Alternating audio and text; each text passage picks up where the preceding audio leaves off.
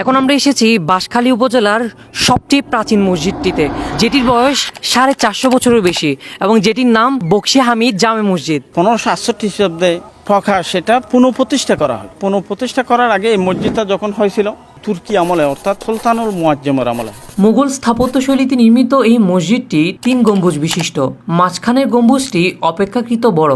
পাথরের গাঁথুনিতে নির্মিত মসজিদের মূল প্রবেশ তোরণে রয়েছে ফুলের কারুকাজ।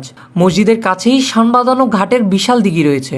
পূর্ব উত্তরে গড়ে উঠেছে মাদ্রাসা ও এতিমখানা কমপ্লেক্স। এখন কিন্তু মসজিদের অবস্থা খুব নাজুক, ভিতরে পানি পড়তেছে, সেটা আপনি একটু সচক্ষে দেখলে ভালো হয়। প্রত্নতত্ত্ব বিভাগ নাম কষ্টের দায়িত্ব নিয়ে বসে রয়েছে। কারণ আমরা যদি কোনো একটা কাজ করি সেটার আমাদেরকে জবাবদিহি করতে হবে। বয়ে এলাকাবাসী এবং এখানকার কেউ হাত বাড়াতে চাচ্ছে না। আমাদের মসজিদটা পরিচালনা হয়, আমাদের 3টা দান বাক্স আছে আর একটা শুক্রবারের জুমার চাঁদা আছে।